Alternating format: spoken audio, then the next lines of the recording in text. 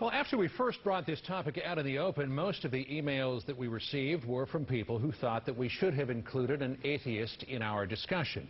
So now we're going to turn to one of the world's most prominent atheists. Richard Dawkins is an Oxford University professor whose bestseller sparked worldwide controversy. The God Delusion argues that belief in God is not only irrational, but it can be deadly.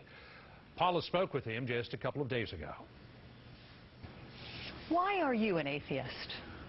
Why don't you believe in Thor? Why don't you believe in Zeus? Nobody believes in most of the things that you could believe in. You're an atheist with respect to the flying spaghetti monster.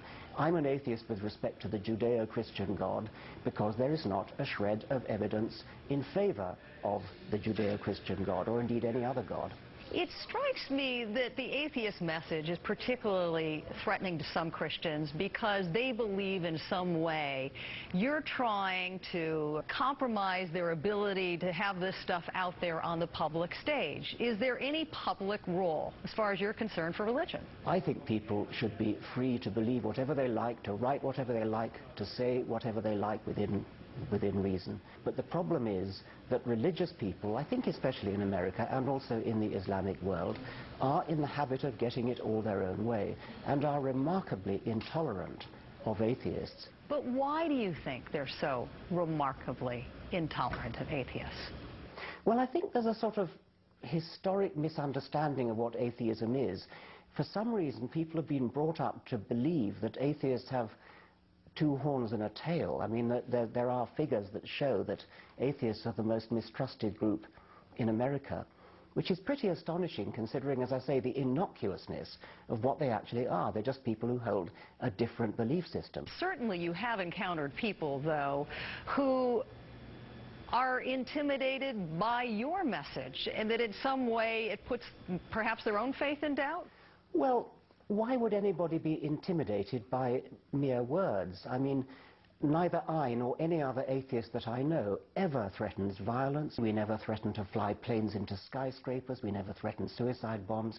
We're very gentle people. All we do is use words to talk about things like the cosmos, the origin of the universe, evolution, the origin of life. What's there to be frightened of in just an opinion? Final question. How would you characterize the overarching public reaction to atheism?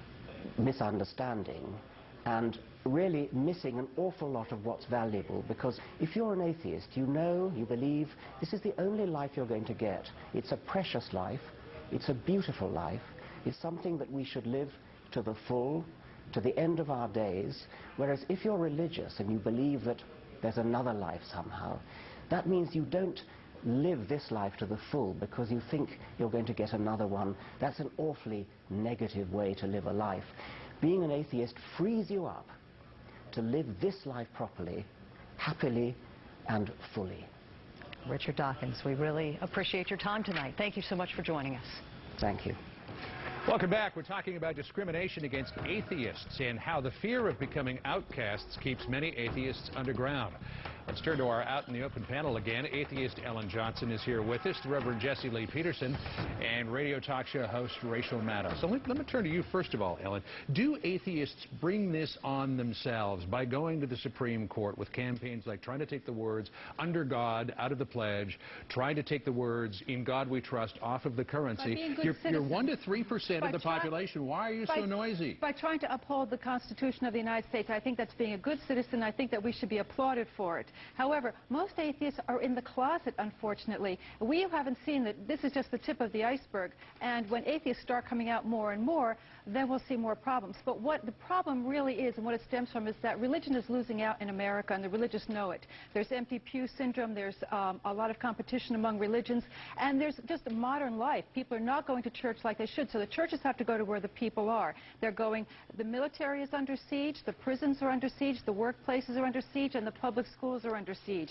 And the religious are getting very angry, and they're fighting back. And when they see an atheist who tries to uphold the Constitution and challenge them when they break the law, then there are all kinds of problems. And mind you, they also go after religious people. In Pontotoc, Mississippi, when a Christian woman said, that organized prayers in that school, the public school systems there, were wrong, and she challenged it. They went after her with a vengeance. Right. Bishop John Shelby Spong received 15 death threats because of his liberal views. Let me go to Reverend Pearson. You're losing out? Is that No, why you're discriminating against these people? Atheists are hypocrites. What they're trying to do is impose their godless lifestyle upon Americans, and especially upon Christians. This great country was built on the idea of God, family, and Constitution, and they want to change that. Now, if they want to be an atheist, it's okay to do that, but just go and do it, and don't try to change America. Remove God out of the lives of everybody. Christians are just fighting back, and real fast. We saw the same thing with the radical homosexual movement. They decided to come out of the closet, and what they did was they imposed their lifestyle upon Americans. Now they have redefined the family. She was with you for a second, and now you've lost it. Hey, let me just read an email that we got here. This is obviously from an atheist who talks about this idea of who has rights to do what. He writes, quote, "You ask atheists not to impose on your rights to have prayer in school and to have God in the Pledge of Allegiance. Atheists ask you not to impose on their rights to have prayer taken out of school and to have God taken out of the Pledge of Allegiance. On what basis do you assume that your rights should be taken as precedence over an atheist?" Well, obviously, Christians are in the overwhelming majority when it comes to Christians versus atheists, but does the Constitution, Rachel, not only give you freedom of religion, but freedom from religion? The Constitution gives you freedom from religion. It creates a government that is explicitly non-religious. So it should be equal rights, yes? Well, you can say that America is a Christian nation in the sense that America is a Christian majority nation. You're right, but we have a secular government, and the way we protect religion in this country, and the way we have become such a religious country, is by protecting religion, by keeping it utterly separate from the public sphere and from government. And so there's that's not the American way, though. Yes, it is. We have Christianity in the public schools first. We're running out of time, so make it quick. There is not equality among religions under the American government. There is freedom from religion. Freedom from religion is what we have. Let me ask this question. There is a common perception among Christians, or at least a common case that Christians sometimes make, that atheists, because they do not believe in God, are morally compromised. Do you morally compromise? No, that's just bigotry. They know who atheists are. I have to respectfully disagree with Mr. Dawkins, Professor Dawkins. The theists know very well who we are, and they're not misinterpreting us or misunderstanding us.